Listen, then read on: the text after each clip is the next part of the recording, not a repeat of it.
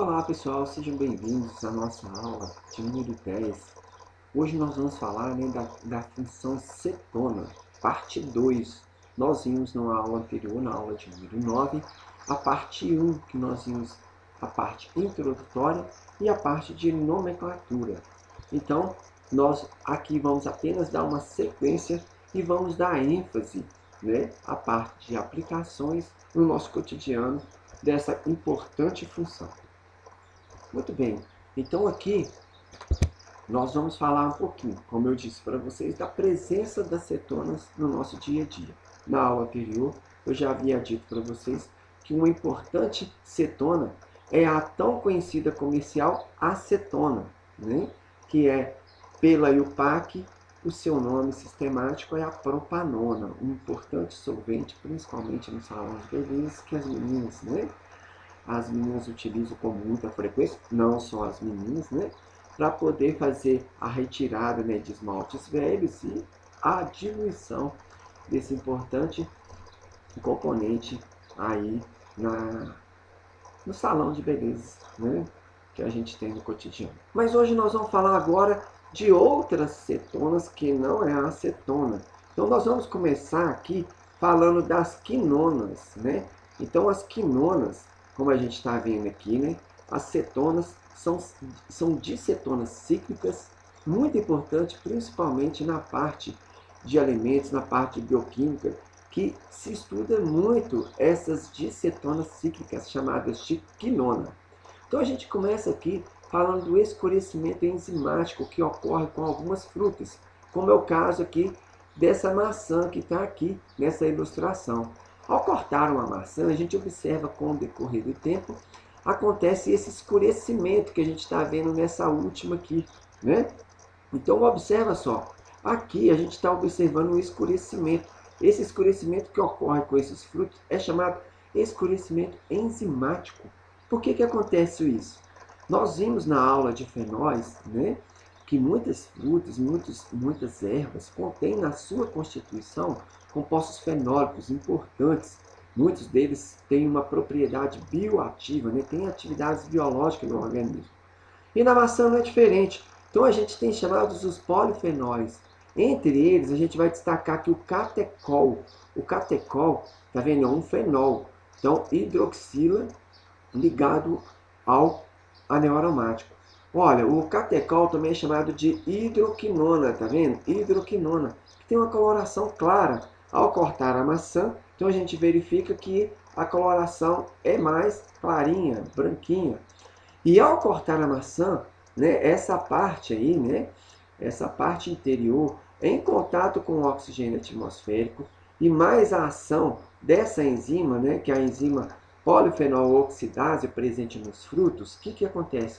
Ocorre a oxidação das hidroxilas aqui dos compostos fenólicos e eles vão ser oxidados aqui.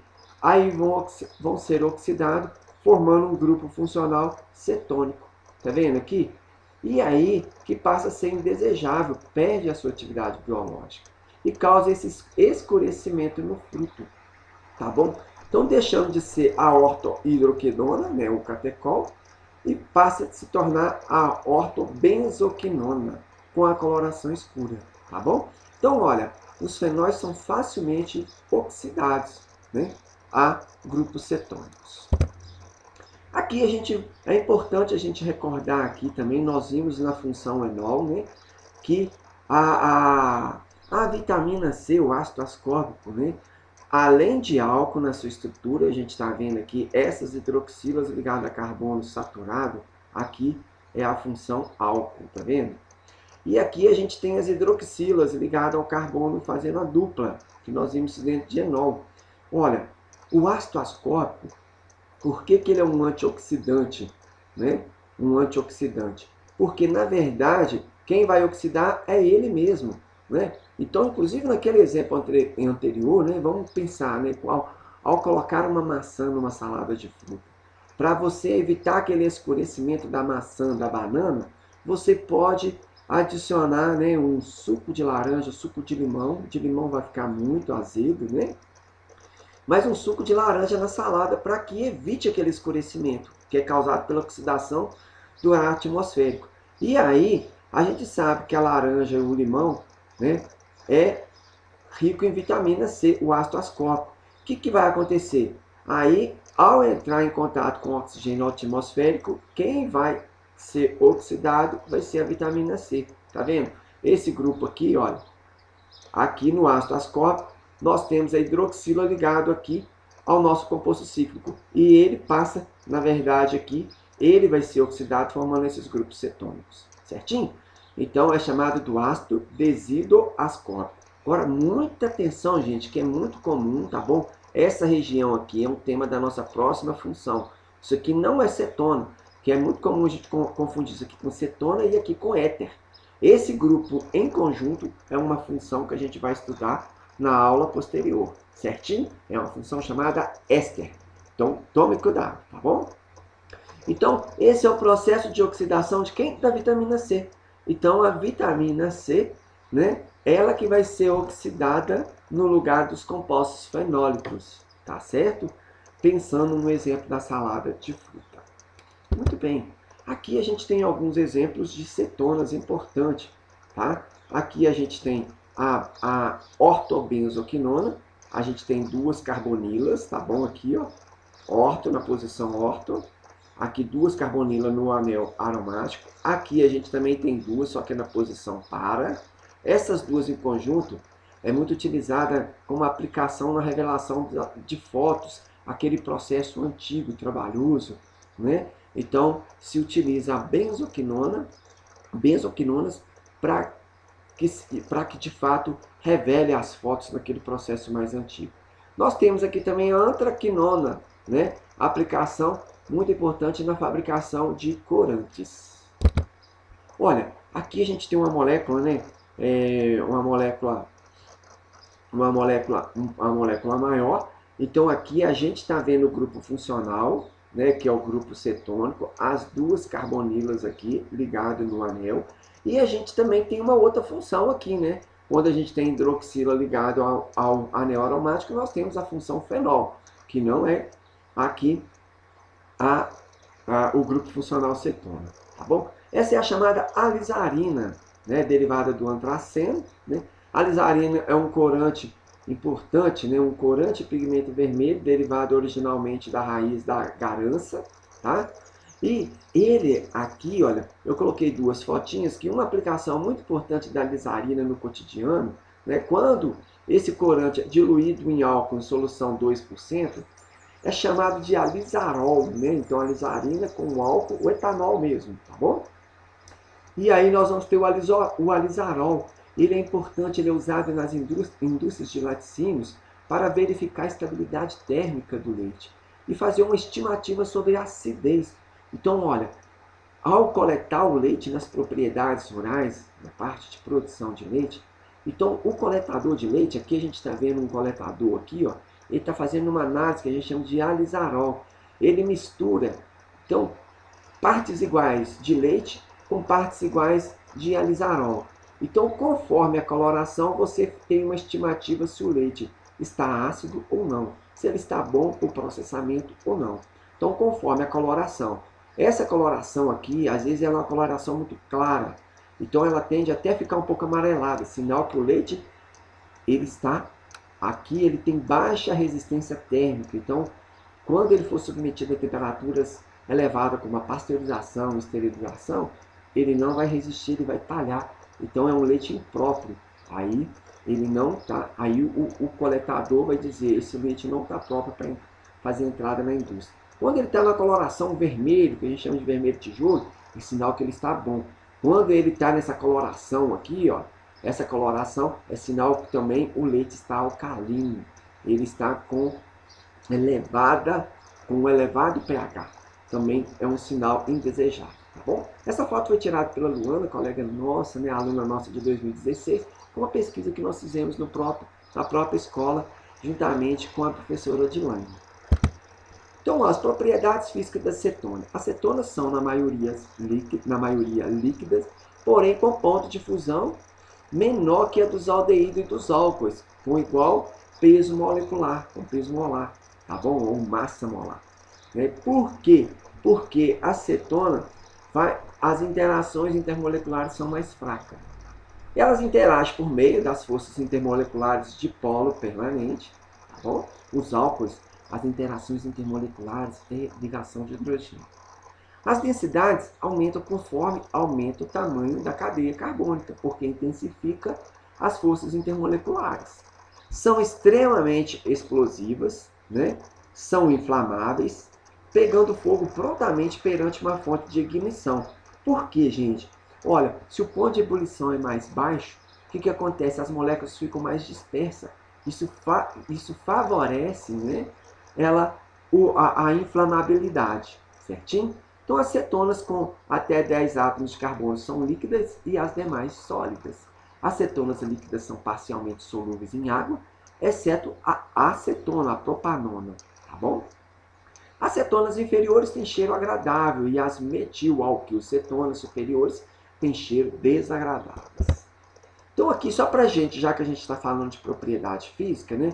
Vamos pegar aqui, olha, compostos com massa molar aqui, né, de funções diferentes. Então nós temos nesse quadro o pentano, nós temos a propanona. Então a propanona é uma cetona, o pentano é um hidrocarboneto, o hexano de novo aqui um hidrocarboneto, aqui um álcool, tá bom? E aqui o ácido etanóico, né? Então veja só, esses aqui nós vamos aqui existe uma proximidade na massa molar, mas o que vai diferenciar que é importante para nós aqui são as forças intermoleculares. Nos hidrocarbonetos é o dipolo induzido. O dipolo induzido são forças intermoleculares fracas, chamadas forças de Van der Waals. Daí o ponto de ebulição, tá vendo? Olha, aqui ó, 36,3. A propanona, tá vendo? É um dipolo permanente. Então é mais forte que o dipolo induzido. Daí há um aumento considerável no ponto de ebulição. E olha o hexano, você viu que aumentou a massa molar. Também é dipolo induzido. Observa que houve um aumento considerável em relação ao outro hidrocarboneto de massa molar inferior. Tá vendo? Então aqui, por causa do aumento da massa molar, né, nós tivemos um aumento no ponto de ebulição. Já no álcool, observa, no álcool, mesmo com a massa molar inferior aqui do hexano, as interações intermoleculares são ligações de hidrogênio. Olha o ponto de ebulição, aumentou muito porque houve um aumento, né, das interações intermoleculares, um aumento da força, que é ligações de hidrogênio. O ácido etanóico, ele tem hidroxila e carbonila, que também são forças intensas. Daí um aumento importante também no que? No ponto de ebulição. Então o ponto de ebulição aumentou porque houve aqui um aumento da massa molar e juntamente com o aumento da intensidade de interação das forças intermoleculares, certo? Agora olha aqui que interessante, né? Então aqui a massa molar são mais próximos ainda, olha. Então aqui nós temos o butano, massa molar 58, temperatura de ebulição muito próximo de 0 graus por causa da força intermolecular longa.